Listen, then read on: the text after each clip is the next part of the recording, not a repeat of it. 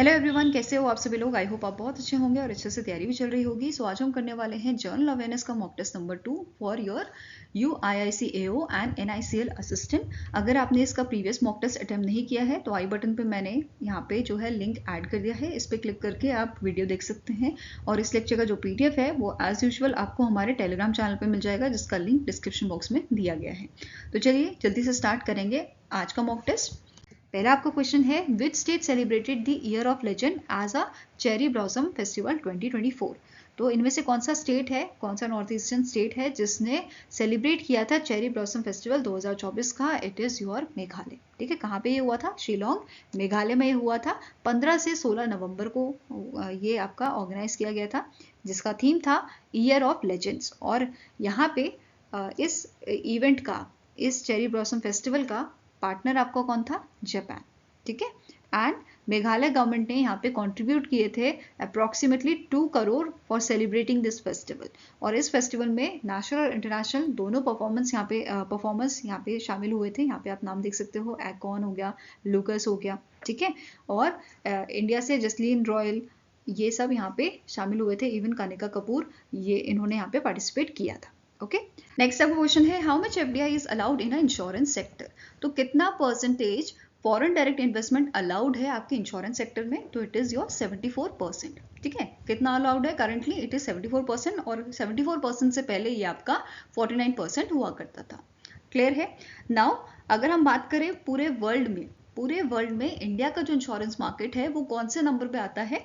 तो it is your 10th। ठीक है, इंडिया जो है 10th नंबर पे आता है। 10th लार्जेस्ट इंश्योरेंस मार्केट है वर्ल्ड में, ये ध्यान में रखना है। टॉप रैंकिंग आपकी है US की, followed by China and UK। और IRDAI ने हमें ये बताया है कि आने वाले 10 सालों में इंडिया जो है वो 6 नंबर पे आ जाएगा। ठीक है, इटली, कनाडा, साउथ कोरिया, इन सब को पीछे छोड़ के, जर्मनी को पीछे छोड़ के इंडिया जो है 6 नंबर पे आ जाएगा। और ये 6 लार्जेस्ट इंश्योरेंस मार्केट बन जाएगा पूरे वर्ल्ड में, पूरे विश्व में। ठीक है, इसके साथ एक और चीज जो नोट करनी है कि हमारा इंश्योरेंस मार्केट जो है इंडिया का, इट इज एक्सपेक्टेड कि 2026 तक ये हमारा पहुंच जाएगा 222 बिलियन US डॉलर पे। ठीक है, ये ध्यान में रखना है, कितना पहुंच जाएगा? 222 बिलियन US डॉलर पे। इसके साथ एक और स्टार्टिंग क्वेश्चन जो बन सकता है कि आपका इंडिया का टारगेट है इंश्योरेंस फॉर ऑल, आप सभी को याद होगा, that is insurance for all. India का टारगेट है, हमें अचीव करना है insurance for all by which year? It is 2047। तो इस पे बेस्ड क्वेश्चन बन सकता है। और ये टारगेट किसने सेट किया है? IRDAI ने इसे सेट किया है, जिसकी शुरुआत 1999 में हुई थी। और करंटली इसके चेयरपर्सन कौन है? देवाशीष पांडा है। ओके, नाउ नेक्स्ट आपका क्वेश्चन है, RBI has recently introduced a framework to allow FPI foreign portfolio investor to convert their investments to the foreign direct investments if the entity breaches the prescribed limit। अगर prescribed limit जो आपकी 10% है FPI की, अगर वो बढ़ती है, वो 10% से ज़्यादा होती है, इन दैट केस आपका जो FPI है या तो उसको रिक्लासीफाई करना होगा, किसमें? FDI में, या फिर उसको अपने जो स्टॉक्स हैं वो डाइवर्स्ट करने होंगे। तो इसके ऊपर ही एक फ्रेमवर्क लाया गया है RBI द्वारा। अब इस फ्रेमवर्क में जाने से पहले एक चीज़ पहले देख लेते हैं कि जो FPI है और FDI क्या है।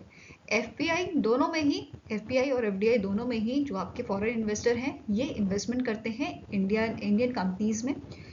FPI जो है ये आपका स्टॉक्स या आपके बॉन्ड्स के फॉर्म में इन्वेस्टमेंट करता है किसी कंपनी में, वेयरएज FDI डायरेक्ट इन्वेस्टमेंट करता है, जैसे कि इसके नाम में है मेंशन, डायरेक्ट इन्वेस्टमेंट ये करता है। ठीक है, तो दोनों में ही इन्वेस्टमेंट कहाँ हो रहा है? इंडियन कंपनीज में हो रहा है। एक में स्टॉक्स के या बॉन्ड्स के फॉर्म में हो रहा है, दूसरे में डायरेक्ट इन्वेस्टमेंट हो रहा है। क्लियर है? अब डायरेक्ट इन्वेस्टमेंट है तो इसे लॉन्ग टर्म बोला जाता है इन्वेस्टमेंट, वेयरएज जो आपका FPI है इसे शॉर्ट टर्म बोला जाता है, क्योंकि यहाँ पे अगर इन्वेस्टर को प्रॉफिट दिखा तो ये अपने स्टॉक्स बेच देगा और अपना प्रॉफिट कमा लेगा, इसलिए इसे शॉर्ट टर्म बोला जाता है। दूसरा वाला आपका लॉन्ग टर्म कहलाता है।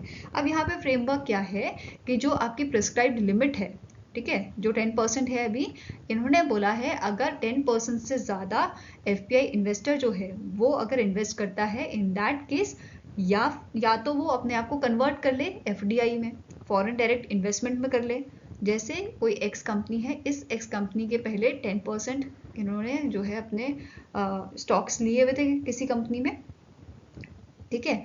XYZ इन्वेस्टर है जिसने X कंपनी में 10% के आपके स्टॉक्स लिए हुए हैं, ठीक है। अब इसकी इच्छा हुई कि मैं इसको बढ़ा देता हूँ, मैं इसे 14% कर लेता हूँ। इन दैट केस RBI ने इनको मौका दिया है, एक ऑप्शन दिया है कि आप जो है FDI में कन्वर्ट कर लो अपने आप को, ठीक है। तो इन दैट केस आप 14% के स्टॉक्स अपने पास होल्ड करके रख सकते हो, या फिर आप क्या करो 10% ही बनाए रखो, FPI ही रहो, और अपने 4% के जो आपने स्टॉक्स लिए हैं उसको डाइवेस्ट कर दो, ठीक है। तो ये ऑप्शन दिया हुआ है, ये क्लियर हुआ। अब यहाँ पे क्या बोला है, जो रिक्लासिफिकेशन होगा, दैट मीन्स अगर XYZ इन्वेस्टर चाहता है ये 14% ही रखे अपने स्टॉक्स और ये कन्वर्ट हो जाए आपका FDI में, इन दैट केस यहाँ पे ये प्रोसेस करने के लिए 5 दिन का समय दिया गया है, ठीक है। जो रिक्लासिफिकेशन है it must be completed within 5 trading days from the date of settlement of a trades causing the breach. ये क्लियर हुआ? आई होप ये सारा चीज समझ आया होगा आपको। इसके अलावा जो एक और चीज नोट करने वाली है वो क्या है कि जो रिक्लासिफिकेशन है वो कौन सी जगहों पे आपका अलाउड नहीं है, ये परमिटेड नहीं है आपका ऐसी जगहों पे जहाँ पे FDI पे खुद रिस्ट्रिक्शन लगाया गया है, जैसे गैम्बलिंग एंड बेटिंग में, रियल इस्टेट बिजनेस में, निधि कंपनीज में। तो इन जगहों पे ये रिक्लासिफिकेशन टू FDI ये अलाउड नहीं होगा। क्लियर है? तो क्या क्या चीजें नोट करनी है, प्रेस्क्राइब लिमिट क्या है, दूसरा कितने दिन में यहाँ पे जो है आपका रिक्लासिफिकेशन होगा, तीसरा क्या है कि कौन कौन सी जगह रिस्ट्रिक्टेड है। Okay, next is India's first writers village was inaugurated in which city. तो इंडिया का पहला राइटर्स विलेज या लेखक गांव कहाँ पे इनॉग्रेट किया गया है, for encouraging creativity and to offer a supportive space for writers from all over the nation. तो ये आपका इनॉग्रेट किया गया था देहरादून उत्तराखंड में। ओके, देहरादून सिटी में ये इनॉग्रेट किया गया था, और इस इवेंट में, या आप बोल सकते हो इस विलेज को जो इनॉग्रेट किया गया था, किसने किया था, यहाँ पे फॉर्मर प्रेसिडेंट आपके मौजूद थे रामनाथ कोविंद जी, जो आपके LG हैं उत्तराखंड के गुरमीत सिंह, एंड CM पुष्कर सिंह धामी। इन लोगों ने इसे इनॉग्रेट किया था देहरादून उत्तराखंड में, और यहाँ पे 3 दिन का international literature cultural and art festival भी आपका होस्ट किया गया था, जिसका नाम था स्पर्श हिमालय महोत्सव। क्या नाम रखा गया था? स्पर्श हिमालय महोत्सव, जिसमें मोर देन 40 कंट्रीज ने पार्टिसिपेट किया था, एंड 25 नेशंस जो थे उन्होंने वर्चुअली यहाँ पे पार्टिसिपेट किया था। इवन यहाँ के जो आपके फॉर्मर CM थे रमेश पोखरियाल निशंक, इन्होंने भी यहाँ पे एक बुक जो है वो अपनी अनवील की थी, which is Ram in the Himalayas. Okay, next is dash became the first Indian state to implement a dedicated semiconductor policy. तो इनमें से कौन सा स्टेट है इंडिया का जिसने इम्प्लीमेंट किया है dedicated semiconductor policy? It is your Gujarat. ठीक है, किसने इंप्लीमेंट किया है? गुजरात ने। रिसेंटली यहाँ के जो आपके CM है भूपेंद्र पटेल जी, इन्होंने लॉन्च की है गुजरात सेमीकंडक्टर पॉलिसी 2022-2027 को, और इसके इम्प्लीमेंटेशन के लिए यहाँ पे गुजरात गवर्नमेंट द्वारा स्टैब्लिश किया गया है गुजरात स्टेट इलेक्ट्रॉनिक्स मिशन। जैसे इंडिया का सेमीकंडक्टर मिशन है जिसे 2021 में लाया गया था, वैसे ही गुजरात का स्टेट इलेक्ट्रॉनिक्स मिशन है। ठीक है, और इस पॉलिसी के तहत, इस पॉलिसी के अंडर जो स्टेट है, गवर्नमेंट है, ये ऑफर करेगी 100% one time refund of a stamp duty and registration fees. Okay, इसके अलावा की प्रोजेक्ट्स जो इस पॉलिसी के अंडर आ रहे हैं आपके, एक तो आपका है micron advance semiconductor ATMP plant, ठीक है, जिसका फाउंडेशन स्टोन रखा गया था गुजरात के CM द्वारा, जिसका जो कहाँ पे आपका फाउंडेशन स्टोन रखा गया था, सनंद गुजरात में, एंड इसका टोटल इन्वेस्टमेंट इसमें जो किया गया है वो है आपका 22,500 करोड़ का, ओवर 22,500 करोड़। इसके अलावा दूसरा आपका प्रोजेक्ट इसके अंदर जो आता है, it is India's first AI enabled semiconductor fabrication plant, जो आपका डोलेरा गुजरात में है। ठीक है, और ये आपका कोलैबोरेशन जो आपकी टाटा इलेक्ट्रॉनिक्स प्राइवेट लिमिटेड है इसका, और ताइवान की पावरशिप सेमीकंडक्टर मैन्युफैक्चरिंग कॉर्पोरेशन का कोलैबोरेशन से बिल्ड किया गया है। ठीक है, now next is additionally CG power and जो रेनेसिस है इन्होंने कमिट किया है for setting up of state of art outsource semiconductor assembly and test facility in the Sanand in the Gujarat, और इसमें इन्वेस्टमेंट आपकी कितनी लगाई गई है 7,500 करोड़ की। क्लियर है। नेक्स्ट क्वेश्चन है the amount of compensation sought in a insurance homes bond should not exceed ₹50,00,000। तो ये कितना एक्सीड नहीं होना चाहिए, it should not exceed your ₹50,00,000। Okay, answer here is option number E. Next question है according to the SBI research report title how tax simplification has given a necessary flip to ITR filing, which state और union territory has the highest share in a direct tax revenue इन 2024। तो SBI की research report में जिसका नाम है how tax simplification has given a necessary flip to ITR filings, इस report के according सबसे ज्यादा डायरेक्ट टैक्स रेवेन्यू आपका रहा है महाराष्ट्र का। ठीक है, कौन से स्टेट का रहा है, महाराष्ट्र का, followed by Karnataka, Delhi, Tamil Nadu and Gujarat. ठीक है, यहाँ पे आप देख सकते हो महाराष्ट्र का शेयर सबसे ज्यादा है 38.9%, कर्नाटका का है 11.9%, Delhi is 10.4%, Tamil Nadu 6.5%, followed by Gujarat 4.8%, and ये पांचों स्टेट मिलके कंट्रीब्यूट करते हैं over 70% of India's total direct tax. Okay, next आपका पॉइंट जो इस रिपोर्ट में मेंशन किया गया था, इसमें क्या हाईलाइट किया गया है कि जो डायरेक्ट टैक्सेस हैं now they are accounted for 56.7% of total tax revenue in financial year 2024, जो आपका 14 सालों में सबसे ज्यादा हमें देखने को मिला है। फाइन। Next question है which bank has recently November partnered with a UNICEF United Nations Children's Fund to enhance disaster resilience and climate risk management through the initiative called Disaster Resilience Communities and Climate Risk Informed Efficient Administrative System। तो इनमें से कौन सा आपका bank है जिसने UNICEF के साथ पार्टनरशिप की है for this initiative? It is your IndusInd bank. कौन सा बैंक है ये आपका? इंडसइंड बैंक है। यूनिसेफ के साथ पार्टनरशिप हुई है और जो ये प्रोग्राम के तहत पार्टनरशिप हुई है इसका टारगेट क्या है कि हमें इंप्रूव करना है natural resource management and income generation India के 5 डिस्ट्रिक्ट्स में। कौन कौन से डिस्ट्रिक्ट्स हैं? Dharashiv from Maharashtra, Begusarai from Bihar, then your Virudhunagar from Tamil Nadu, Baran from Rajasthan and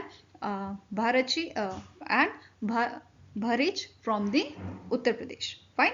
और इस इनिशिएटिव में इंडसइंड बैंक और यूनिसेफ के साथ और भी स्टेक होल्डर्स आपके इन्वॉल्व हैं, जैसे CSR trust for sustainable development goal in India, Tufts clinic and translation science institute, IIT Gandhinagar, Gorakhpur, environment action group and mission Samriddhi भी इसमें शामिल है।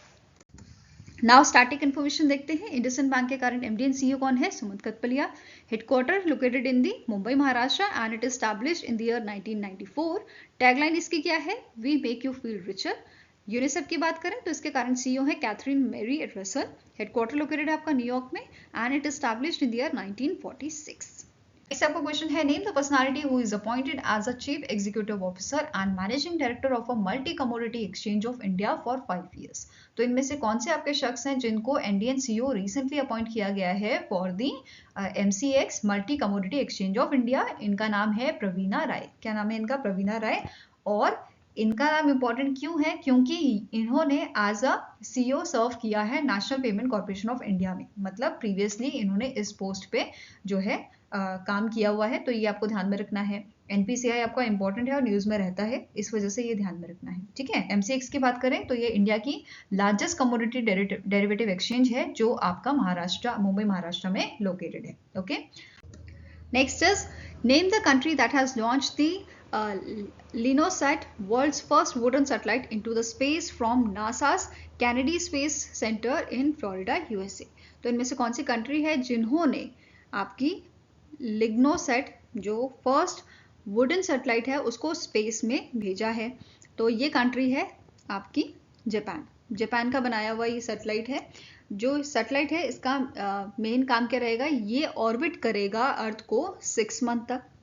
जो आपका एक 10 क्यूबिक सेंटीमीटर सैटेलाइट है, डिजाइन किया गया है by the researchers of Kyoto university and home builders Sumitomo forestry in Japan.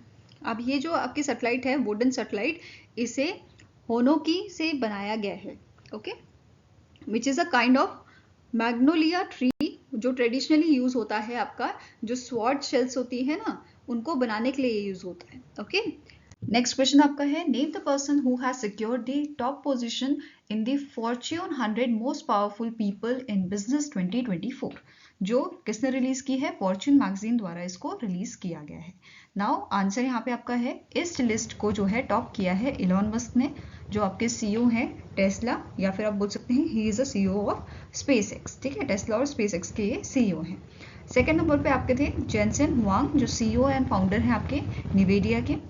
Satya Nadella third number पे थे, CEO and chairman of Microsoft. Warren Buffett जो आपके चेयरमैन एंड सीईओ हैं बिगशेयर हैथवे के। एंड फिफ्थ नंबर पे थे जेमी डिमॉन, जो CEO and chairman हैं जेपी मॉर्गन के। क्लियर है? नेक्स्ट यहाँ पे बात करेंगे, सिक्स नंबर पे कौन था? टिम कुक, जो आपके एप्पल के सीईओ हैं। मार्क जुकरबर्ग सेवेंथ नंबर पे, CEO of Meta. Open AI के CEO Sam Altman at the 8th position. 9th position पे आपके हैं मैरी बेरा, जो सीईओ एंड चेयरमैन है जनरल मोटर्स के। एंड ये इकलौती फीमेल है जो टॉप 10 में जिनको फीचर किया गया है। ठीक है, 10th नंबर पे इंडियन ओरिजिन के आपके सुंदर पिचाई हैं, who is a CEO of alphabet. Next आपका पॉइंट है, इस लिस्ट में 18 female CEOs and business leaders शामिल हुए थे, जिसमें से जूली स्वीट जो चेयर एंड सीईओ है एसेंचर की, एंड एमा वेल्मसेली जो सीईओ है UK based pharmaceutical company which is Glaxo Smith की लाइन, इसकी ये आपकी सीईओ है।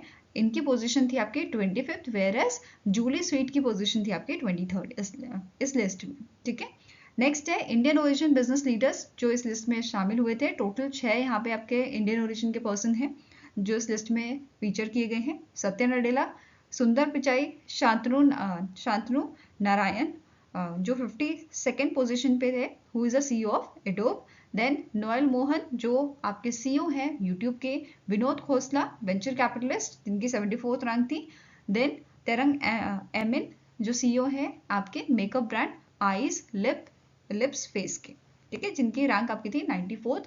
और 11th नंबर पे आपके हैं मुकेश अंबानी जी, जो रिलायंस इंडस्ट्रीज के मालिक हैं। ठीक है, ये 6 पर्सन इंडियन ओरिजिन के इस लिस्ट में शामिल हुए थे। नाउ अब स्टार्टिंग इन्फॉर्मेशन की बात कर लेते हैं। फॉर्च्यून मैगजीन द्वारा इसको रिलीज किया गया है। इसके करंट सीईओ कौन है? अनास्टेसिया नेरकोवोस काया। हेडक्वार्टर लोकेटेड है इसका न्यूयॉर्क सिटी में, and it established in the year 1929। यहाँ पे आप जो है लिस्ट देख सकते हो टॉप 15 मेंबर्स की। टॉप 15 जो यहाँ पे लोग शामिल हुए थे, जैसे फर्स्ट नंबर पे इलॉन मस्क, जेनसेन हुआंग, सत्य Nadella, Warren Buffett, Jamie demon, इनके हमने अभी जो है नाम पढ़े थे। देन 11th नंबर पे हैं जेफ बेजोस, जो एग्जीक्यूटिव चेयरमैन है आपके किसके? अमेजॉन के। ठीक है, नेक्स्ट आते हैं मुकेश अंबानी जी, इनका पता है हमें, रिलायंस इंडस्ट्री के मालिक हैं। देन ब्रियान मोइनिहान जो आपके सीईओ हैं बैंक ऑफ अमेरिका के। ठीक है, 14 नंबर पे आपके हैं रेन जैंगफी, जो आपके फाउंडर हैं शेंजियान हुआई के। ठीक है, शेंजियान हुआई कंपनी के आपके फाउंडर हैं। नेक्स्ट आ जाता है 15 नंबर पे है सीईओ ऑफ सिटी ग्रुप, जिनका नाम है जेने फ्रेसर। क्लियर है? Next question is, who authored a book title Ratan Tata a life a biography of a late mister Ratan Tata. तो इनमें से कौन से आपके पर्सन है, कौन से पर्सनालिटी हैं, कौन से ऑथर हैं जिन्होंने रतन टाटा अ लाइफ जो है इस बुक को लिखा है, जो बायोग्राफी है रतन टाटा जी की? Here answer is Thomas Matthew. इनका नाम है थॉमस मैथ्यू और इस बुक को पब्लिश किया गया है by the hyper Collins India. यहाँ पे आप जो है बुक की इमेज देख सकते हैं। Next is, in November 2024, the Union Minister Bhupendra Yadav notified the Guru Ghasidas Tamor Pinglar protected area in Chhattisgarh as India's Dash Tiger Reserve. तो recently Guru Ghasi Tamor Pingla protected area को टाइगर रिजर्व घोषित किया गया है, नोटिफाई किया गया है by the environment minister Bhupender Yadav ji. और ये इन्होंने मेंशन किया है कि ये 56 टाइगर रिजर्व होगा इंडिया का। फाइन, नाउ ये छत्तीसगढ़ का ये जो टाइगर रिजर्व है जिसे नोटिफाई किया गया है, ये छत्तीसगढ़ का 4th टाइगर रिजर्व होगा। इससे पहले आपका अचनकमर, इंद्रावती और उदंती सीतानंदी जो है, ये इससे पहले आपके टाइगर रिजर्व यहाँ पे बनाए गए थे। फोर्थ वाला अब होगा आपका Guru Ghasidas Tamor Pingla protected area. Fine.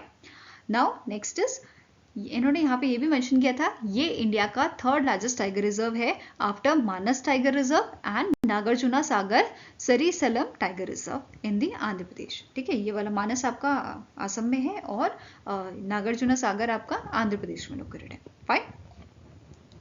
Now next is, name the newly discovered Saturn-sized exoplanet by the international team of scientists from the Physical Research Laboratory। तो इसमें से कौन सा आपका एक्सोप्लैनेट है जिसे रिसेंटली डिस्कवर किया गया है?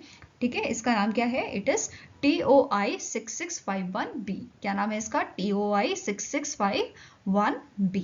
ओके, नाउ जो ये आपका एक्सोप्लैनेट है, इसका साइज की अगर बात करें तो ये जो है अर्थ के साइज से 5 टाइम बड़ा है और इसका जो वेट है वो 60 टाइम्स ज़्यादा है अर्थ से, ऐसा यहाँ पे बताया गया है। और यहाँ पे बात की गई है फिजिकल रिसर्च लेबोरेटरी के जो रिसर्चर्स हैं, ठीक है, उन्होंने इसे डिस्कवर किया है by using the advance Paras 2 PRL, that is physical research laboratory advance radial velocity Abu sky research 2 spectrograph के मदद से इसको ढूंढा गया है, इसको फाइंड आउट किया गया है, डिस्कवर किया गया है। फाइन। और इसी के साथ ये भी नोट करना है कि ये फोर्थ एक्सोप्लैनेट है जो PRL साइंटिस्ट ने डिस्कवर किया है। इससे पहले 2018 में इन्होंने K2 236b डिस्कवर किया था, 2021 में TOI 1789b और 2023 में TOI 640b और HD 245134b इन्होंने डिस्कवर किया था, जो आपका जुपिटर साइज एक्सोप्लैनेट है। Okay, now physical research laboratory की बात करें तो इसके जो डायरेक्टर हैं उनका नाम है प्रोफेसर अनिल भारद्वाज एंड ये रिसर्च लेबोरेटरी आपकी लोकेटेड है गुजरात के अहमदाबाद में। Okay, now next is, which country has recently in November approved a new constitution in a referendum with a preliminary result indicating that 91.8% of participants supported the proposed changes। तो recently इनमें से कौन सी country है जिन्होंने approve किया है new constitution के लिए? तो इट इज योर गैबोन। कौन सी कंट्री है? It is Gabon. और क्या क्या चेंजेस यहाँ पे इनके कॉन्स्टिट्यूशन में हुए हैं? 4 चेंजेस हैं। पहला है जो प्रेसिडेंशियल टर्म है आपका, इसकी लिमिट क्या है? 2 साल कर दी गई है और इसे फर्दर एक्सटेंड किया जा सकता है 5 से 7 साल। नेक्स्ट है अबॉलिशन ऑफ PM पोजीशन। जो PM पोजीशन है उसको अब यहाँ पे इन्होंने खत्म कर दिया है। नेक्स्ट पॉइंट है जो कॉन्स्टिट्यूशन है, यहाँ पे एक चीज बहुत अच्छी चीज लाई गई है। जो कॉन्स्टिट्यूशन है it prohibits the family members from succeeding the president. तो ये काफ़ी अच्छी चीज़ लगी मेरे को। आपका क्या विचार है आप मुझे कमेंट सेक्शन में ज़रूर बताइएगा। नेक्स्ट पॉइंट है कैंडिडेट मस्ट बी एक्सक्लूसिवली गैबोनीज, चाहे एटलीस्ट उसके एक पेरेंट जो है वो गैबोन से बिलोंग करता हो या फिर गैबोनीज स्पाउस उनका हो। ओके, नाउ नेक्स्ट क्वेश्चन है name the country that has recently joined the drone coalition to bolster Ukraine's supply of drones. तो आंसर हो जाएगा दैट इज, इसे ज्वाइन किया है रिसेंटली पोलैंड ने। Answer is option number D. और यहाँ पे ये ड्रोन कोलिशन ज्वाइन किया था पोलैंड ने, जो नाटो की 75th एनिवर्सरी समिट हुई थी आपके USA में। ठीक है, वॉशिंगटन USA में हुई थी। ठीक है, अब ड्रोन कोलिशन की बात करें तो it is spearheaded by the UK, United Kingdom and Latvia, represents a coordination initiative to deliver 1 million first person view drones to Ukraine। ठीक है, इसे रिसेंटली पोलैंड ने ज्वाइन किया है। और पोलैंड से पहले और कौन कौन सी कंट्रीज हैं जिन्होंने ज्वाइन किया है इस कोलिशन को?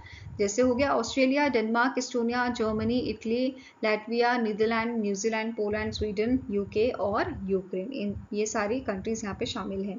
अब यहाँ पे एक और चीज़ मेंशन की गई थी कि जो पोलैंड है, पोलैंड ने जो है बेसिकली पोलैंड शूट डाउन नहीं कर सकता है रशियन मिसाइल्स को अनटिल नाटो की जो परमिशन है वो उसे मिल जाए। ठीक है, अगर नाटो अलाउ करेगा तो then it will participate in a shooting down of the Russian missile. ठीक है, अब यहाँ पे एक चीज़ और पूछी जा सकती है, पोलैंड ने नाटो को कब ज्वाइन किया था? तो पोलैंड ने ज्वाइन किया था 12 मार्च। ठीक है, कब ज्वाइन किया था? 12 मार्च 1999 में।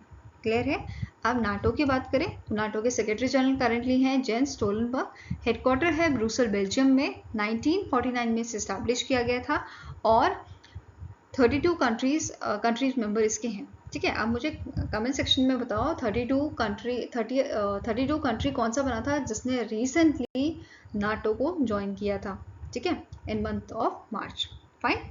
अब यहाँ पे आप देख सकते हो नाटो के यूरोपियन एक्सपेंशन सिंस 1949।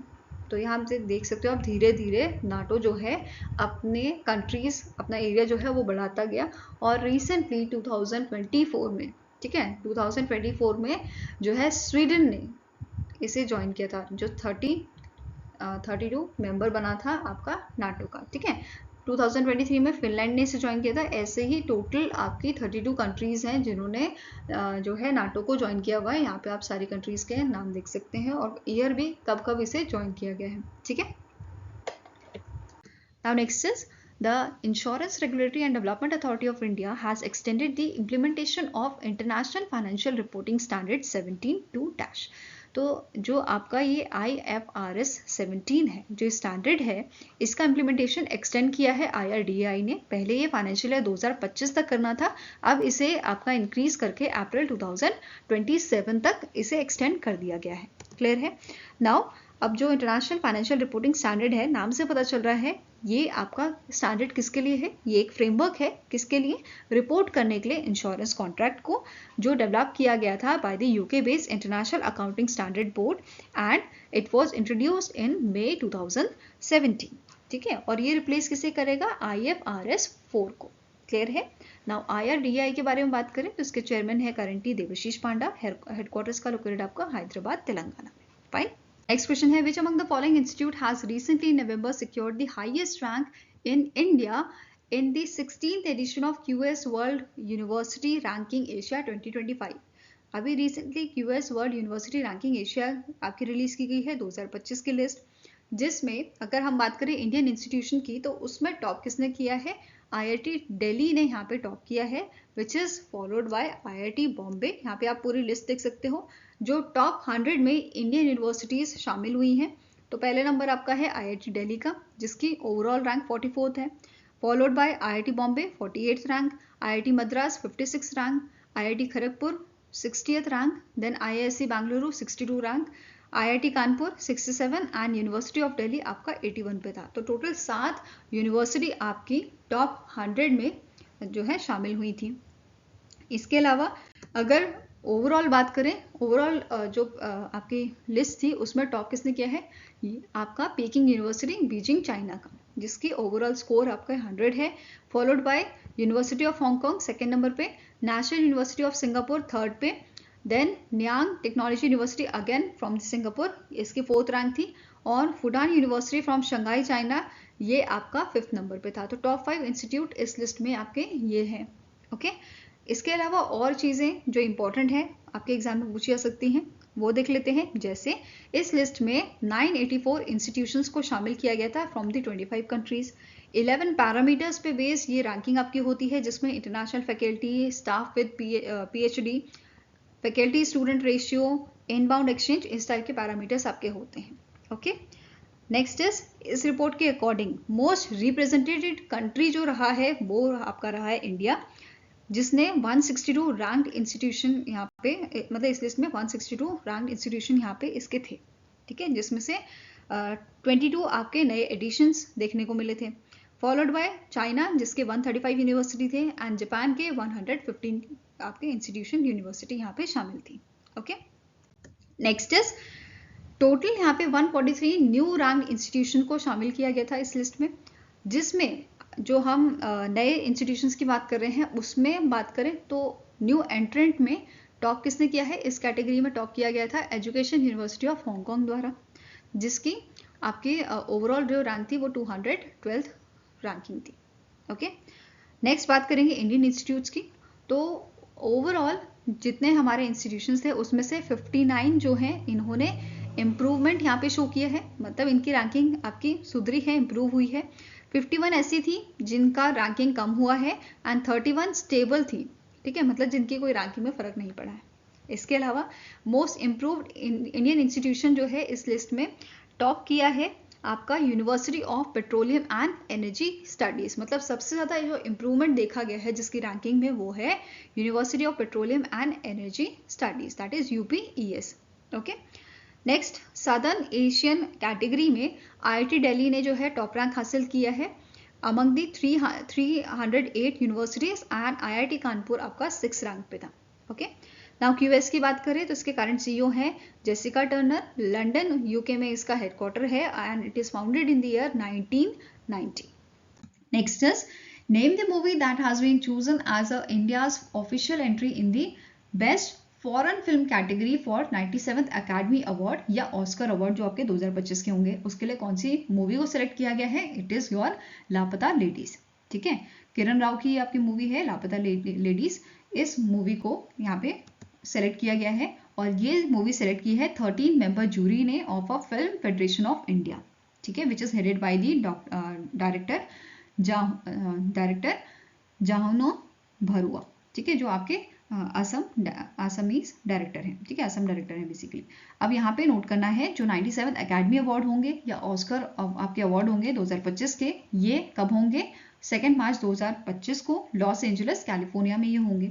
ठीक है, अब इसके अलावा जो ये आपकी लिस्ट जारी की गई थी जिसमें से सेलेक्ट करना था इन जूरी को कि कौन सी मूवी आपको भेजनी है, तो इस लिस्ट में 2 आपकी इंपॉर्टेंट मूवीज थी।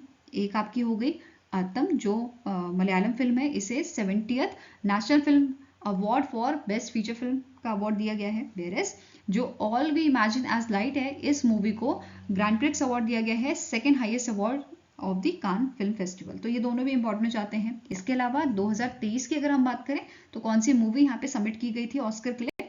2018 एवरीवन इज अ हीरो। ठीक है, ये ध्यान में रखना है।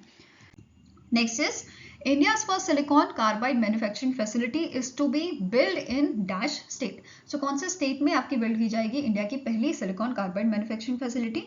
It is Odisha. ओडिशा के भुवनेश्वर में ये की जाएगी। ठीक है, अब यहाँ पे आपको नोट करना है टोटल इन्वेस्टमेंट यहाँ पे जो है वो आपके 620 करोड़ की है। फाइन, एंड इससे बिल्ड किया जाएगा EMC park in info valley which is located in the Bhubaneswar Odisha. अब ये जो प्रोजेक्ट है इसे डेवलप किसने किया है? Mumbai based RIR power electronics limited ने। एंड यहाँ पे ये भी मेंशन किया गया है जो इस फैसिलिटी में प्रोडक्ट्स मैन्युफैक्चर किए जाएंगे उसे एक्सपोर्ट किया जाएगा फॉरेन मार्केट जैसे नॉर्थ अमेरिका, यूरोप और एशिया में। क्लियर है?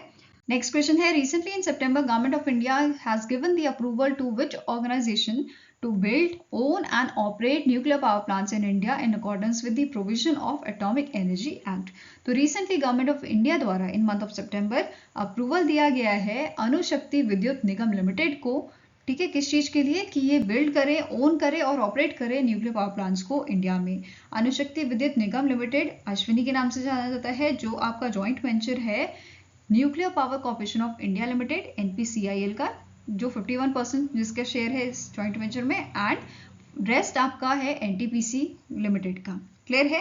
इसी के अलावा आपको नोट करना है गवर्नमेंट ऑफ इंडिया ने अप्रूव किया है, किस चीज का अप्रूव किया है? Transfer of Mahi Banswara Rajasthan atomic power project which is 4/700 megawatt based on indigenous pressurised heavy water reactors technology from NPCIL। पहले किसके पास था? NPCIL के पास। अब इसे अश्विनी जो जॉइंट कंपनी है उनको दे दिया गया है, दैट इज NPCIL के साथ साथ अब इसमें NTPC भी काम करेगा।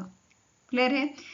इसी के साथ एक और चीज यहाँ पे अप्रूव की गई है, that is exemption of NPCIL to invest more than ₹500 crore and आपका NTPC का जो है एग्जेम्पशन यहाँ पे दिया गया है कि ये इन्वेस्ट कर सकते हैं more than 5,000 crore in a single और जॉइंट वेंचर सब्सिडी कंपनी में। क्लियर है? Next is starting information of NPCIL and NTPC। NPCIL के current chairman and managing director कौन है? इनका नाम है भुवन चंद्र पाठक। हेडक्वार्टर लोकेटेड है आपका मुंबई महाराष्ट्र में। इसे एस्टैब्लिश किया गया था 1987 में। एंड NTPC की बात करें तो इसके करंट CMD हैं गुरदीप सिंह। हेडक्वार्टर लोकेटेड है आपका न्यू दिल्ली में एंड एस्टैब्लिश किया गया था 1975 में। नेक्स्ट क्वेश्चन है which states election commission has conducted the India's first paperless election during its panchayat election in September 2024। तो इनमें से कौन सा स्टेट इलेक्शन कमीशन है जिसने इंडिया का पहला पेपरलेस इलेक्शन करवाया है इनके पंचायत के जो इलेक्शन हुए थे वहां पे? तो it is your Madhya Pradesh. ठीक है, कहाँ पे हुआ था ये? मध्य प्रदेश में हुआ था। मध्य प्रदेश के रोहता रतनपुर विलेज जो आपका लोकेटेड है भोपाल में। ठीक है, वहां पे ये इलेक्शन आपके कंडक्ट कराए थे जो इंडिया के पहले पेपरलेस इलेक्शन हुए थे आपके पंचायत के इलेक्शन में। ठीक है, जिसमें इलेक्ट्रॉनिक सिग्नेचर और थंब इम्प्रेशन को आपका जो है एज अ वोटर आइडेंटिफिकेशन यहाँ पे लिया गया था एंड इसमें हमें 84% वोटर टर्नआउट जो है देखने को मिला है। तो ये काफ़ी अच्छी चीज़ है, अगर यहाँ पे पेपरलेस इलेक्शन हो तो इससे बहुत फायदा ही होता है, ठीक है। Now next is which day is declared as a world rural development day by the United Nation General Assembly. UNGA ने अभी रिसेंटली एक रेजोल्यूशन जो है वो अडॉप्ट किया है और कहा है कि 6 जुलाई को, अब से 6 जुलाई को आपका वर्ल्ड रूरल डेवलपमेंट डे हर साल मनाया जाएगा। मतलब 2025 से इसकी शुरुआत होगी और 6 जुलाई को हम मनाएंगे वर्ल्ड रूरल डेवलपमेंट डे। और जो ये रेजोल्यूशन है ये बेसिकली आपका किसने इनिशिएट किया था? बांग्लादेश ने, and it is supported by India, Nepal, Peru, Philippines, Sri Lanka and Thailand also. Fine. इसके अलावा 6 तारीख ही क्यों यहाँ पे जो है रखी गई है? क्योंकि 6 जुलाई 1979 को, 6 जुलाई 1979 को स्टैब्लिश किया गया था centre on integrated rural development for Asia and Pacific को, जो एक regional inter governmental and autonomous organisation है, ठीक है।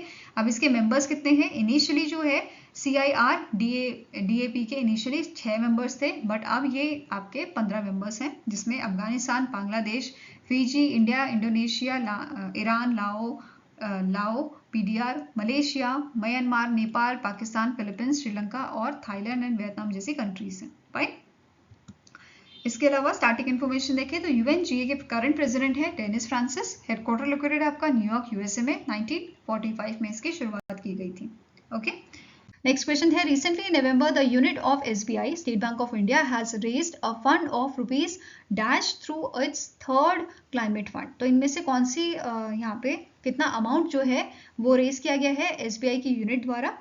तो इट इज योर ₹2000 करोड़। इतना फंड यहाँ पे रेज किया गया है by the SBI venture limited. ठीक है, किसने रेज किया है? SBI की यूनिट SBI वेंचर लिमिटेड द्वारा इसको रेज किया गया है। अगर हम बात करें US डॉलर की टर्म्स में, इट इज $237 बिलियन जो अमाउंट रेज किया गया है। एंड ये फंड जो है ये इन्वेस्ट किया जाएगा स्मॉल और मिड साइज कंपनीज में, जिनका एम है कि ये वर्क करें एनवायरमेंटल गोल्स पे, जैसे रिसाइकलिंग वेस्ट, कर्बिंग इमिशंस। ठीक है, तो इन पे ये इन्वेस्टमेंट की जाएगी। नाउ एक और चीज नोट करनी है, इंडिया जो है ये वर्ल्ड का थर्ड लार्जेस्ट कार्बन एमिटर है, और अगर इंडिया को अचीव करना है गोल नेट जीरो बाय 2070, तो इंडिया को यहाँ पे इन्वेस्टमेंट की जरूरत होगी $12.4 ट्रिलियन की। तो ये ध्यान में रखना आपको। नेक्स्ट है, the union cabinet has approved the development of a Venus orbiter mission by the Department of Space to explore and study Venus. The total fund approved for the Venus orbiter mission is dash. तो union cabinet द्वारा अभी VOM mission जो है इसको approval दिया गया है, हरी झंडी यहाँ पे दी गई है इसके डेवलपमेंट के लिए। अब क्वेश्चन है कि टोटल फंडिंग जो अप्रूव की गई है इस मिशन के लिए, इट इज योर 1236 करोड़। ठीक है, कितनी फंडिंग दी गई है? 1236 करोड़, जिसमें से 824 करोड़ जो है वो आपका स्पेंड किया जाएगा स्पेस क्राफ्ट को बनाने के लिए। ठीक है, अब स्पेस क्राफ्ट बनाएगा कौन? इसरो से जो है बनाएगी, एंड इसे डेवलप करेगी और इसे लॉन्च करेगी, and it is expected to be accomplished on the opportunity available during the March 2028। Clear है? नाउ नेक्स्ट इज, अभी रिसेंटली यूनियन कैबिनेट ने अप्रूवल दिया है किस चीज के लिए? चंद्रयान 4 मिशन के लिए। ठीक है, चंद्रयान 4 मिशन, अभी तक हमने पढ़ा था चंद्रयान 1, 2, 3 के बारे में। तीसरा जो हमारा चंद्रयान मिशन था वो लैंड किया था मून में। अब चौथा जो मिशन है इसका काम क्या रहेगा? ये मून पे लैंड करेगा, वहां से सैंपल उठाएगा, अर्थ पे लाएगा और अर्थ में हम इसका एनालिसिस करेंगे। तो ये सारे कामों के लिए चंद्रयान 4 का अप्रूवल यूनियन कैबिनेट द्वारा अभी जो है दिया गया है। ठीक है, नाउ चंद्रयान 4 मिशन जो है it will achieve the foundational technology capabilities for landing on the moon by the year 2040 and return safely back to the earth. तो ये सब चीजें मेंशन की गई है, और इसके लिए आपका जो फंड है वो कितना यहाँ पे बताया गया है? It is 2104.06 crore. क्लियर है? नेक्स्ट है, which country has been recently in September authorized to become the new member of the BRICS New Development Bank? तो इनमें से कौन सी कंट्री है जो रिसेंटली जिसे ऑथराइजेशन मिला है कि ये आपकी मेंबर बनेगी न्यू डेवलपमेंट बैंक की? ठीक है, तो नया मेंबर कौन बना है न्यू डेवलपमेंट बैंक का? तो ये आपको पूछा सकता है। It is Algeria. अल्जीरिया जो है ये आपकी थर्ड अरब कंट्री बनी है आफ्टर UAE एंड इजिप्ट ठीक है, यूएई एंड इजिप्ट, जो इस बैंक का, न्यू डेवलपमेंट बैंक का जो है मेंबर बन रही है। ठीक है, अब यहाँ पे ये अनाउंसमेंट किया गया था कि अल्जीरिया मेंबर बनेगा न्यू डेवलपमेंट बैंक का। 9th एनुअल मीटिंग जो हुई थी न्यू डेवलपमेंट बैंक की, कहाँ पे ये हुई थी? ये हुई थी आपकी साउथ अफ्रीका में, केप टाउन साउथ अफ्रीका में ये हुई थी। ठीक है, एंड जो आपके न्यू डेवलपमेंट बैंक के प्रेसिडेंट हैं डेलेमा रोसफ, इन्होंने ये अनाउंसमेंट किया था।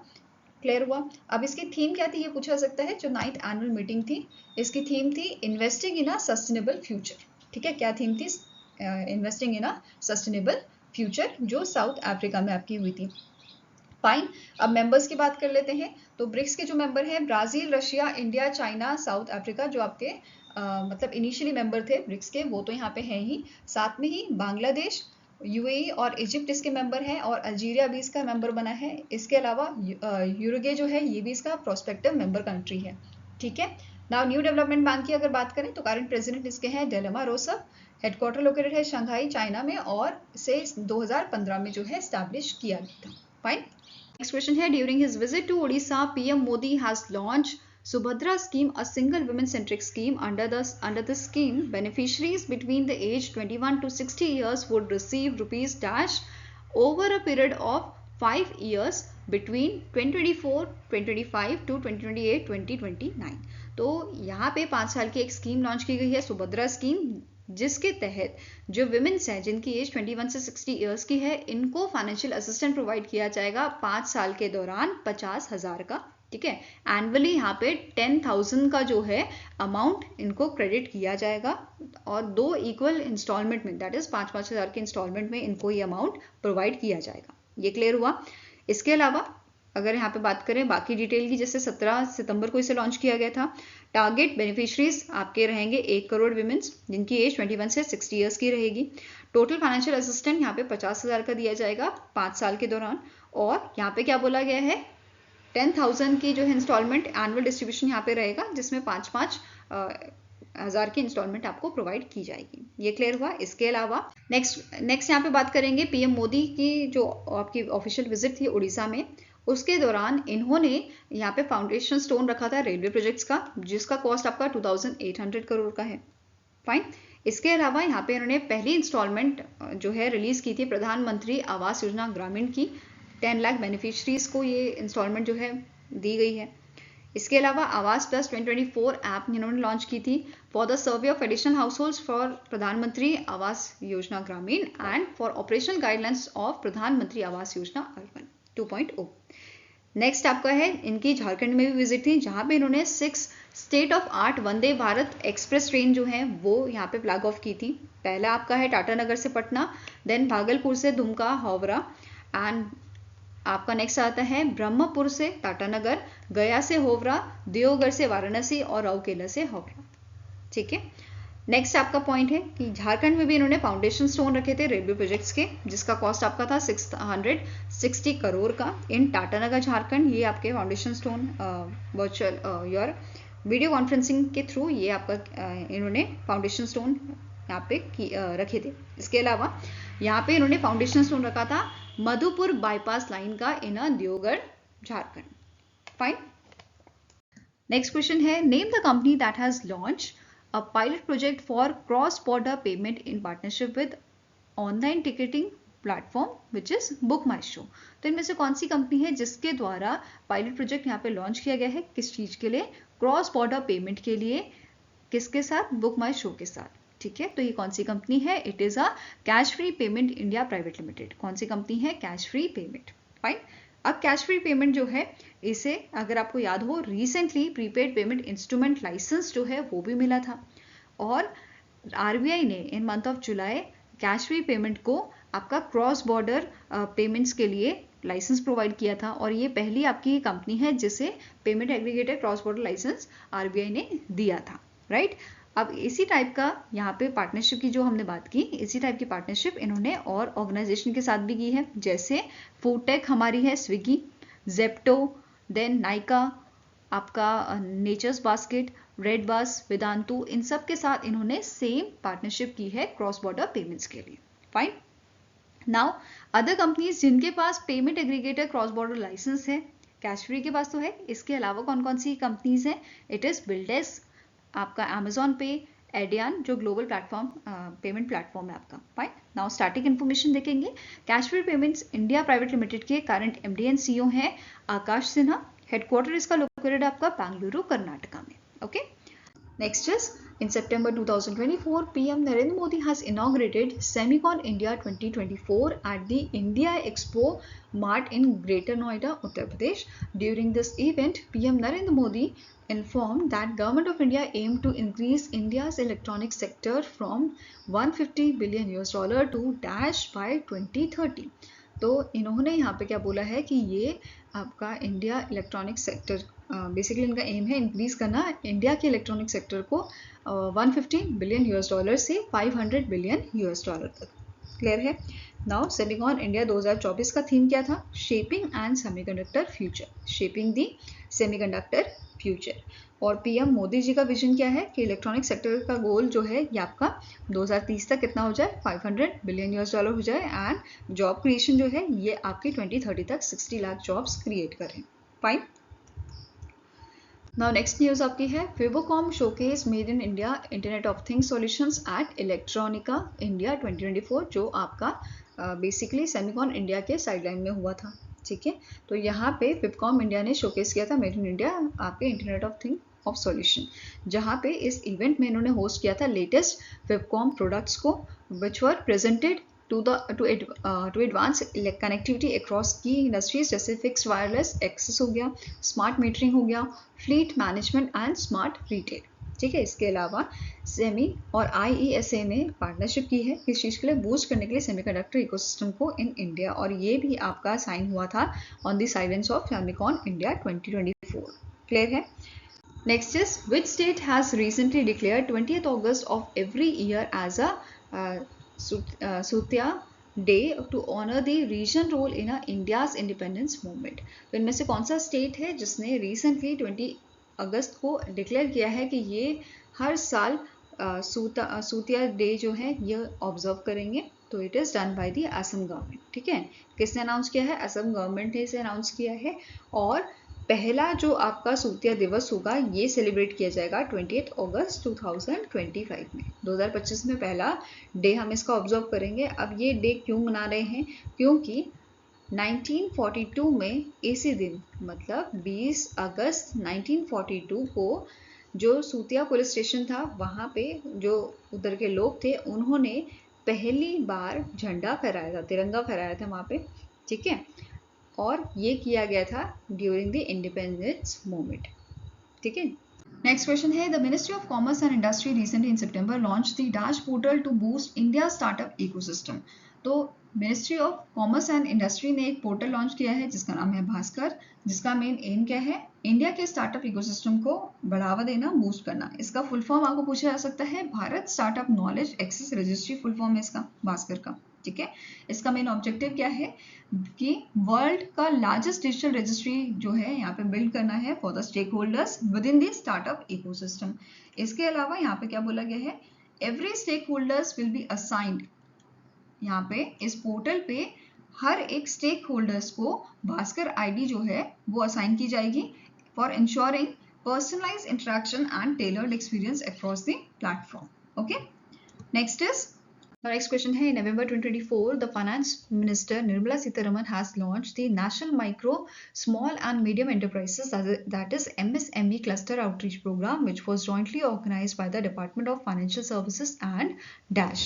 तो recently जो हमारी फाइनेंस मिनिस्टर है इन्होंने लॉन्च किया था national micro small and medium enterprises MSME cluster outreach programme को, जिसको ऑर्गेनाइज किया गया था department of financial services along with the SIDBI, that is small industries development bank of India. इन दोनों ने मिलकर इसे ऑर्गेनाइज किया था।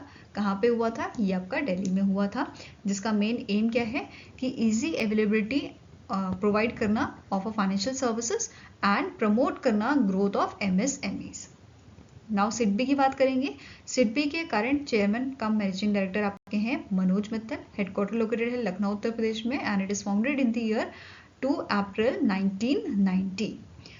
नेक्स्ट यहाँ पे कुछ और पॉइंट्स डिस्कस करते हैं, जैसे कि जो हमारे फाइनेंस मिनिस्टर हैं इन्होंने 6 आपके नए सिडबी के ब्रांचेस ओपन किए हैं कर्नाटका में, ठीक है। 6 ब्रांच आपके कर्नाटका में ओपन की गई हैं नई, जो कहाँ पे लोकेटेड है आपकी, तुमाकुरु, रेचूर, शिवमोगा, कलाबुरागी, बेंगलुरु और विजयपुरा में। नेक्स्ट है, यहाँ पे इन्होंने टारगेट सेट किया है आपके स्केड्यूल कमर्शियल बैंक्स और एनबीएफसीज के लिए कि ये प्रोवाइड करेंगे additional MSME credit of 1.54 crore in a current financial year. And जो बैंक्स और एनबीएफसीज हैं, they should aim at total credit growth of 5.75 lakh crore rupees for the financial year 2024-2025, 6.21 lakh crore आपका 2025-26 के लिए, और 7 लाख करोड़ आपका रहेगा फॉर 2026-2027 के लिए, ठीक है। नेक्स्ट पॉइंट क्या बोल रहा है, सिडबी ने इस ओकेजन पे एमओयू साइन किया था आपका पिनेया इंडस्ट्रीज एसोसिएशन के साथ सपोर्ट करने के लिए एमएसएमईज को through their capacity building, trade facility and knowledge sharing. Next point है कि जो हमारी फाइनेंस मिनिस्टर हैं, इन्होंने 4 नई ब्रांचेस आपकी जो है 4 नारी Shakti branches union bank of India की, ये भी इन्होंने लॉन्च की थी। कहाँ पे लोकेटेड है, बेंगलुरु में, चेन्नई, जयपुर, विशाखापट्टनम में। एंड इन्होंने लर्निंग सेंटर जो आपका है कैनरा बैंक का, ये भी ओपन किया है बेंगलुरु कर्नाटका में, किस चीज के लिए, प्रमोट करने के लिए फीमेल एंटरप्रेन्योरशिप। इसी के साथ इन्होंने डिस्ट्रीब्यूट किए थे sanction letters to 11 MSMEs customers of SIDBI, ठीक है। नेक्स्ट है 2 सैंक्शन लेटर्स एमएसएमई कस्टमर्स के of a Nari Shakti branches of union bank of India, ये इन्होंने डिस्ट्रीब्यूट किए थे। इसी के साथ इन्होंने हैंड ओवर किया था sanction letter to the 5 borrowers of Canara bank under your Tarun plus category of Pradhanmantri Mudra योजना। नेक्स्ट है कि जो डिपार्टमेंट ऑफ फाइनेंशियल सर्विसेज है, इन्होंने रिसेंटली इंप्लीमेंट किया है, जो अनाउंसमेंट की गई थी यूनियन बजट 2024-25 में, which is to increase the loan limit under the Pradhanmantri Mudra Yojana from ₹10 lakh to 20 lakh. Okay, Now next आपको क्वेश्चन है, who won Miss Grand International 2024 held in Bangkok Thailand. तो इनमें से कौन से शख्स हैं जिन्होंने मिस ग्रैंड इंटरनेशनल जीता है 2024 का, which was the 12th edition. तो आंसर आपका हो जाएगा, इनका नाम है रशेल गुप्ता, जो आपकी पंजाब से बिलोंग करती हैं, पंजाब के जालंधर से। क्लियर है, रशेल गुप्ता की आप यहाँ पे इमेज देख सकते हैं। ये पहली इंडियन और 3rd एशियन बनी है जिन्होंने मिस ग्रैंड इंटरनेशनल जीता है। एंड इसी के साथ आपको नोट करना है और क्या क्या टाइटल्स इन्होंने जीते हैं, जैसे मिस ग्रैंड इंडिया टाइटल इन्होंने जीता था अगस्त 2024 में, और उसके बाद इन्होंने ये बेसिकली क्वालिफाई हुई थी मिस ग्रैंड इंटरनेशनल के लिए। नेक्स्ट इस साल इन्होंने ग्रैंड पेंजेंट चॉइस अवार्ड भी जीता था।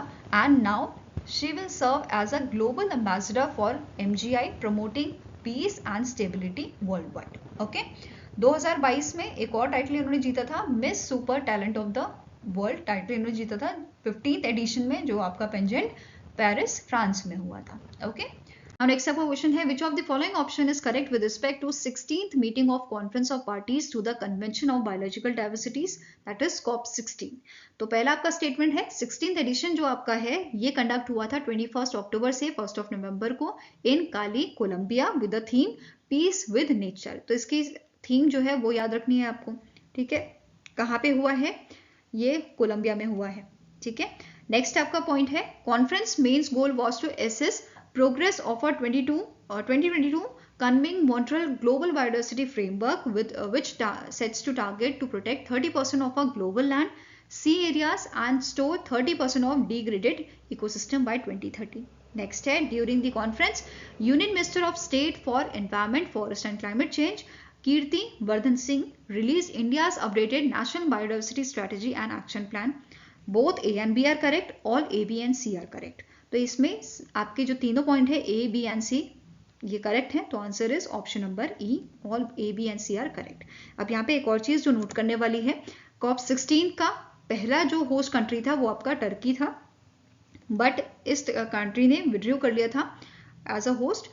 उसके बाद ये आपका कोलंबिया में जो है होस्ट किया गया है, तो ये आपको याद रखना है, पहली होस्ट इसके टर्की थी, बाद में कोलंबिया ने इसको होस्ट किया है। क्लियर है, नाउ यहाँ पे बात करते हैं, इंडिया ने जो है लॉन्च किया है updated national biodiversity strategy and action plan. India के जो आपके यूनियन मिनिस्टर ऑफ स्टेट थे कीर्ति वर्धन सिंह, इन्होंने लॉन्च किया था, है ना। तो इस इस स्ट्रैटेजी में क्या बताया गया है, ये बेसिकली एक रोड मैप है कि कैसे जो लॉसेस हुए हैं, बायोडाइवर्सिटी लॉसेस, उसको हम कैसे स्टॉप कर सकते हैं, उसे रिवर्स कैसे किया जा सकता है बाय 2030। इसके लिए स्ट्रैटेजीज यहाँ पे बताई गई हैं with a longer term vision of a living in harmony with the nature by 2050। Next है, इस फ्रेमवर्क में इंक्लूड किए गए हैं 3-tier institutional structure, which is National Biodiversity Authority, State Biodiversity Boards and Local Biodiversity Management Committees। ये तीनों इसमें include किए गए हैं। इसके अलावा यहाँ पे बोला गया है जो अपडेटेड स्ट्रैटेजी और एक्शन प्लान है, इसमें 23 नेशनल टारगेट्स रखे गए हैं with alignment with the 23 global goals set under the Kunming-Montreal global biodiversity framework. ठीक है, और इसका गोल क्या है इस फ्रेमवर्क का, कि हमें 30% at least 30% terrestrial inland water, coastal and marine areas जो है वो प्रोटेक्ट करना है, and the loss of highly biodiverse areas to reach 0 by 2030। ये इसका एम है। क्लियर है। इसके अलावा यहाँ पे जो है वर्ल्ड की पहली ग्लोबल इकोसिस्टम एटलस लॉन्च की गई थी COP16 में, जो आपका कोलंबिया में हुआ था, and it is developed by the group on earth observations. I hope this is clear. Next question है, as per the Asian Development Bank report titled Asia Pacific Climate Report 2024 Catalyzing Finance and Policy Solutions, India will face 24.7% of GDP loss by dash year due to climate change। तो recently Asian Development Bank द्वारा एक report release की गई थी Asia Pacific Climate Report 2024, जिसमें बताया गया है कि 2070 तक इंडिया की जो जीडीपी लॉस है ड्यू टू क्लाइमेट चेंज, ये आपका 24.7% रहेगा। ठीक है, तो आंसर यहाँ पे हो जाएगा option number D, that is 2070। Asia Pacific region की अगर बात करें तो एशिया पैसिफिक रीजन में ये जीडीपी लॉस देखा जाएगा 16.9% का बाय 2070, एंड 41% देखा जाएगा by the 2100। Okay, other countries की अगर बात करें जैसे बांग्लादेश, तो इसमें 30.5% का जीडीपी लॉस देखने को मिलेगा, followed by Vietnam 30.2%, Indonesia 26.8%, India का तो आपको पता ही है 24.7%, एंड पाकिस्तान का 21.1%, फॉलोड बाय फिलीपींस 18.1%। अब यहाँ पे एक और चीज मेंशन की गई थी about the global green house gases. ठीक है, GHG जिसे हम बोलते हैं। तो यहाँ पे क्या बोला गया है, साउथ रीजन में, ठीक है, एशिया पैसिफिक रीजन जो हमारा है, एशिया पैसिफिक रीजन में जो ग्रीन हाउस गैस इमिशन जो होता है, इसमें सबसे ज्यादा कंट्रीब्यूशन आपका है चाइना का, विच इज नियरली 66%। वहीं पे साउथ एशिया की अगर बात की जाए तो 19.3% ये इमिशन में कंट्रीब्यूशन देते हैं। साउथ ईस्ट में आपका, साउथ ईस्ट एशिया में 15.4% का यहाँ पे कंट्रीब्यूशन दिया है for the green house gas. Clear है। Next is, which zoological park will become the first zoo in India to receive certification from a Indian Green Building Council? तो IGBC जो है, जो आपका इंडियन ग्रीन बिल्डिंग काउंसिल है, ये certificate provide करती है।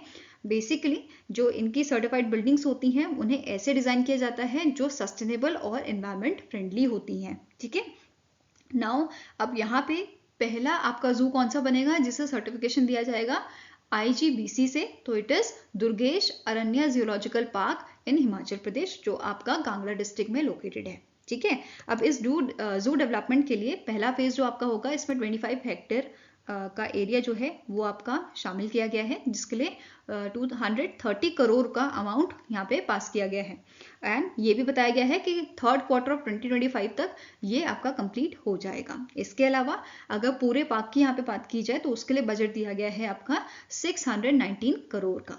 ठीक है, अब इससे क्या होगा कि जो कांगड़ा में टूरिज्म है वो आपका और बढ़ जाएगा। क्लियर है। Now Indian green building council की बात करें तो इसका हेडक्वार्टर आपका लोकेटेड है हैदराबाद तेलंगाना में, एंड इसे 2001 में एस्टैब्लिश किया गया था। क्लियर है। नेक्स्ट क्वेश्चन है, which of the following option is correct with respect to PM Modi's visit to Gujarat? तो पहला पॉइंट है, पीएम मोदी ने इनॉग्रेट किया है phase 2 Ahmedabad metro rail project build at a estimated cost of rupees 5,384 crore. Next is, PM Modi inaugurated the 4th Global Renewable Energy Investors Meet and Expo, which is Reinvest at Mahatma Mandir, Gandhinagar, Gujarat. Third point says, in Ahmedabad, he virtually flagged off the India's first Namo Bharat rapid rail between Ahmedabad and Bhuj from Bhuj railway station, both A and B or all A, B and C. तो कौन सा option इसमें correct है? Answer is option number A, all A, B and C are correct. ठीक है, अब detail में देखेंगे। पहला आपका पॉइंट क्या है, phase second Ahmedabad metro rail project का ये यहाँ पे इनॉग्रेट किया गया था। टोटल कॉस्ट हमने बताई 5384 करोड़ की। अब जो ये प्रोजेक्ट है ये मेजर लोकेशंस को लिंक करेगा, जिसमें से कुछ लोकेशन आपकी हैं JNLU Gujarat national law university, Pandit Deendayal energy university Gujarat, international finance tech city which is gift city, and इसी के साथ यहाँ पे मेजर लोकेशन जो है उनको ये कनेक्ट करेगा। साथ में ही जो ये प्रोजेक्ट है ये आपका 21 किलोमीटर का प्रोजेक्ट है, जो Narendra Modi cricket stadium in Motera जो है एंड गुजरात सेक्टर 1 के बीच में 8 स्टेशंस को कनेक्ट करता हुआ चलेगा। फाइन। नेक्स्ट आते हैं री इन्वेस्ट की बात करते हैं, जो इनॉग्रेट किया था पीएम मोदी जी ने। इसमें इंपॉर्टेंट है आपके पार्टनर कंट्रीज कौन से थे, Germany, Australia, Denmark, Norway, and host state कौन सा था, गुजरात में ये आपका हुआ था इवेंट, तो होस्ट स्टेट आपका गुजरात हो गया। और पार्टनर स्टेट्स हमारे इसमें थे आंध्र प्रदेश, कर्नाटका, मध्य प्रदेश, महाराष्ट्र, राजस्थान, तेलंगाना एंड उत्तर प्रदेश। इसके अलावा नेक्स्ट पॉइंट था आपका फर्स्ट नमो भारत रैपिड रेल का, जिसको रीनेम किया गया था। इसका पुराना नाम था भुज अहमदाबाद वंदे मेट्रो, जिसको बाद में उसके लॉन्च से पहले ही नमो भारत रैपिड रेल का नाम दिया गया है। ठीक है, इसका काम क्या रहेगा कि ये इंटरकनेक्टिविटी को एनहांस करे, बढ़ाए, और इस रेल का जो आपका डिस्टेंस रहेगा जो कवर करेगा भुज से अहमदाबाद के बीच में, ये कितना रहेगा 359 किलोमीटर का इसका डिस्टेंस रहेगा भुज से अहमदाबाद के बीच में। एंड ये आपका 5 hours 45 minutes में जो है आपका ये डिस्टेंस तय करेगा। क्लियर है। टोटल 12 कोचेस यहाँ पे रहेंगे और ये कितनी कैपेसिटी ले जा सकता है, इट इज 1150 पैसेंजर्स की कैपेसिटी इसकी रहेगी। फाइन। इसके अलावा पीएम मोदी द्वारा 8000 करोड़ के जो प्रोजेक्ट्स हैं, लगभग 8000 करोड़ के, उनको इनॉग्रेट किया गया था गुजरात में। इनमें आपका पहला प्रोजेक्ट आ जाता है 30 megawatt solar system, next is 35 megawatt battery energy storage system solar photovoltaic project, जो आपका Kutch lignite thermal power station में इनॉग्रेट किया गया था। Then 220 kilowatt sub station Morbi Rajkot में इनॉग्रेट किया गया था। इसके अलावा लॉन्च किया गया था single window IT system of the IFSCA international financial service centre authority का, जो आपका सिंगल विंडो आईटी सिस्टम था, इसको भी यहाँ पे लॉन्च किया गया था। Design which is design to streamline the financial services. And sanction यहाँ पे किए थे पीएम मोदी जी ने 30,000 houses under the Pradhanmantri Awas योजना ग्रामीण, और रिलीज किया था पहली installment for these homes as well as launch constructions of houses under the Pradhanmantri Awas Yojana scheme. Okay. Next है which company has launch India's first braille insurance policy, जिसका नाम है special care gold, design to cater the needs of persons with disability. तो ये कौन सी company ने launch किया है, ये पहला आपका ऐसा पॉलिसी है जो आपके ब्रेल इंश्योरेंस पॉलिसी है स्पेशल केयर गोल्ड नाम से। इसे लॉन्च किया है आपका star health and allied insurance ने। किसने लॉन्च किया है, star health and allied insurance ने। एंड इट हैज डेवलप्ड, मतलब जो star health and allied insurance है, इसने इस पॉलिसी को डेवलप किया है with the help of, with the partnership of national association of a blind, that is NAB। ठीक है, इस पॉलिसी के अंडर जो कंपनी है ये ट्रेनिंग एंड अपस्किलिंग प्रोवाइड करेगी इंडिविजुअल्स को, जो विजुअली इम्पेयर्ड इंडिविजुअल्स हैं, ताकि ये हेल्थ इंश्योरेंस एजेंट बन सके। ठीक है। नाउ स्टार्टिंग इन्फॉर्मेशन देखेंगे। नेशनल एसोसिएशन ऑफ ब्लाइंड के करंट प्रेसिडेंट आपके हैं हेमंत टकले। हेडक्वार्टर इसका लोकेटेड है आपका मुंबई महाराष्ट्र में। इसके ब्रांड एम्बेसडर करंटली हैं आपके जॉन इब्राहिम, और इसे 1951 में जो है एस्टैब्लिश किया गया था। फाइन। स्टार हेल्थ अलाइड की बात करें, star health and allied insurance की, तो इसके करंट MD एंड CEO कौन है, आनंद रॉय। फाइन। नेक्स्ट इज इस पॉलिसी के बारे में बात करेंगे। तो जो पॉलिसी है ये डिजाइन की गई है पर्सन्स विद डिसेबिलिटी की, as per the rights of a persons with disability act 2016, जिसमें आपके HIV एड्स के पर्सन्स जो हैं वो भी कवर होंगे। फाइन। पॉलिसी टर्म रहेगा आपका पॉलिसी का 1 ईयर का। Type of policy it is individual. Entry age आपकी रहेगी अडल्ट के लिए minimum 18 years and maximum up to 65 years. Fine. Dependent childrens जो है ये आपके रहेंगे न्यू बॉर्न से 17 ईयर्स तक के, ये एंट्री एज रहेगी। साथ में सम इंश्योर्ड ऑप्शन जो है आपका वो 4 लाख से 5 लाख तक का है। क्लियर है। इसके अलावा जो इंस्टॉलमेंट फैसिलिटी है, ये आपकी जो बेसिकली प्रीमियम है ये आप क्वार्टरली और हाफ ईयरली यहाँ पे पे कर सकते हो। क्लियर है। Now next is the Union Cabinet recently approved 7 major schemes to improve farmers' life and increase their incomes with a total budget outlay of rupees dash करो। तो रिसेंटली हमारी गवर्नमेंट ने, हमारी यूनियन कैबिनेट ने 7 schemes approve की हैं यहाँ पे, ताकि फार्मर्स की जो लाइव्स है वो आपकी और अच्छी हो पाए, मतलब उनकी जो इनकम है उसको और बढ़ाया जा सके, उनकी लाइफ को सुधारा जा सके। ठीक है, अब इसके लिए टोटल बजट जो है वो दिया गया है आपका 14,235.30 करोड़ का। तो आंसर आपका हो जाएगा ऑप्शन नंबर सी। अब देख लेते हैं कौन कौन सी ये स्कीम्स हैं। पहली स्कीम है डिजिटल एग्रीकल्चर मिशन। क्या नाम है इसका? Digital agriculture mission to create digital public infrastructure in agriculture sector, जिसके लिए बजट दिया गया है आपका 2,817 करोड़ का, जिसमें से 1,940 करोड़ गवर्नमेंट आपकी देगी, government of India, and rest जो है ये स्टेट गवर्नमेंट देगी।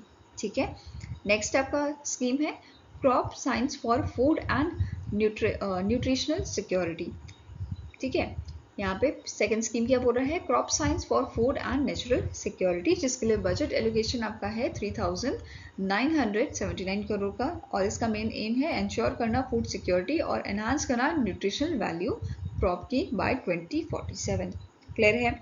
नेक्स्ट आपको क्या बोल रहा है? नेक्स्ट कह रहा है strengthening agriculture education management and social science. ये स्कीम आपकी लाई गई है, जिसके लिए बजट एलोकेशन है 2,291 करोड़ का। इसका मेन एम क्या है कि जो नेक्स्ट जनरेशन एग्रीकल्चर प्रोफेशनल्स हैं उनको स्किल्ड, बेसिकली उनको ऐसे स्किल सिखाए जाएं, ठीक है, ऐसे उनको जो है नए नए तरीके सिखाए जाएं, जिससे जो आपकी एग्रीकल्चर सेक्टर है उसमें जो चैलेंजेस हम फेस कर रहे हैं वो आसानी से टैकल किए जाएं by using the modern technologies, जैसे आर्टिफिशियल इंटेलिजेंस या रिमोट सेंसिंग हो गया। ठीक है, नेक्स्ट है sustainable life stock health and production. इसके लिए आपका बजट दिया गया है 1,702 करोड़ का, और इस स्कीम को डिज़ाइन किया गया है एनहांस करने के लिए farmers income from life stock and dairy farming sector.